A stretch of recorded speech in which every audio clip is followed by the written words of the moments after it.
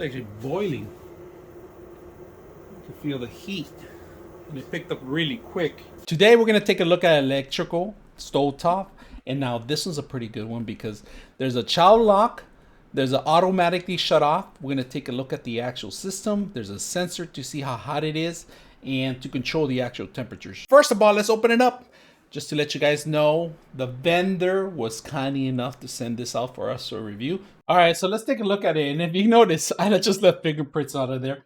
But very simple. It says do not touch. It's gonna, it's gonna heat up, of course, and we're gonna actually put it to a test. Now, to control the temperatures are pretty simple, up and down, and then you got a timer, and then you got your lock. This is in case somebody turns it on by accident. You actually want to make sure that doesn't happen, especially if you have children in the house. So you could lock this where you have to hit the unlock button and then turn it on. You have to do two different settings, of course. The cord that they give you, it's about 2 to 3 feet long. So it's not the longest cord, but it does a connection, so you can actually connect it to the wall directly. So they give you about, I would say about 5 feet of cord, so you can connect it to it. The manual is included with all the information it's requiring here. There's a couple of temperature controls information that you need to read about. You can read this through Fahrenheit or wattage. You can actually change the voltages to the higher the voltage, the hotter it is. The system automatically contains the heat as whatever temperatures you set up. So what we're gonna do today, we're gonna do a couple of tests on it. We're gonna heat some water up, and then I want to see how well it works if you ever take it outdoors camping. So we're going to take a portable battery and connect to it and see how that works too. So let's go ahead and do that.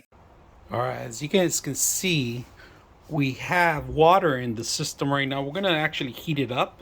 We're also going to see how long it's going to take. We're going to check out the temperatures.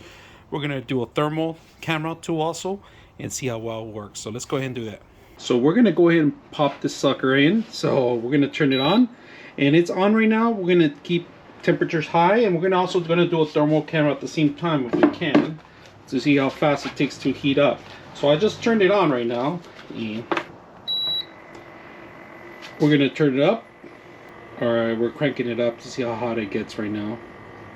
As you can see, this is my hand. I'm going to put it right in front of it, and it's getting, the temperatures are getting a little high, and we're going to move this a little bit more so you guys can see it better.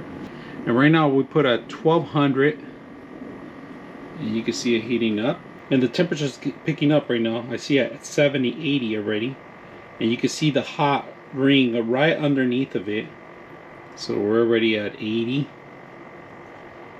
and around it's like 70, but right there it's at 80, and you can see the water getting boiled. You can feel the heat, and it picked up really quick, under 3 minutes already.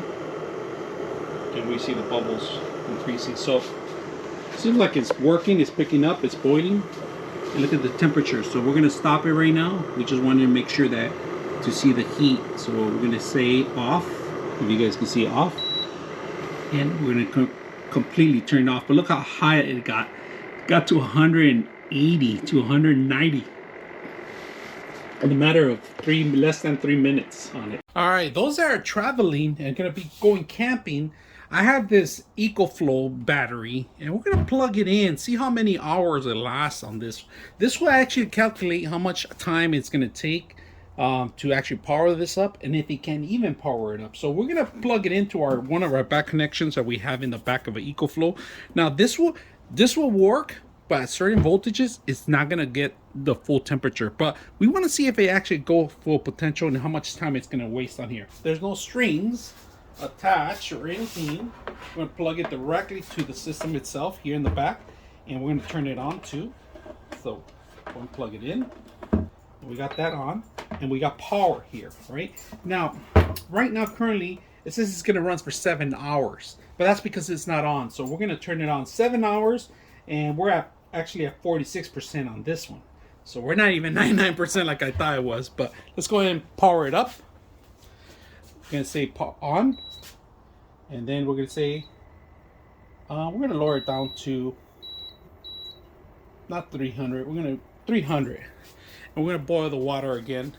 But as you can see, I don't have anything else, but this is powering up, and this is gonna power up for 6 hours. Actually, not even 6 hours, 11 hours. It's playing with my mixed emotions, so we're gonna see how really, we're gonna boil the water again. As it gets hotter, it's recalculating the actual hours because it's using more of the voltage. And if you can see, we're gonna power it up for 5 hours, it says, but then it jumps from 18 to 5 and then back and forward 10 hours. But because it's heating up right now, we're actually heating up the temperature. And we could turn it up even higher if we want, but we're at boiling point right now, so we're okay. So the EcoFlow is actually giving power to the system for 5 hours. We're at 37%.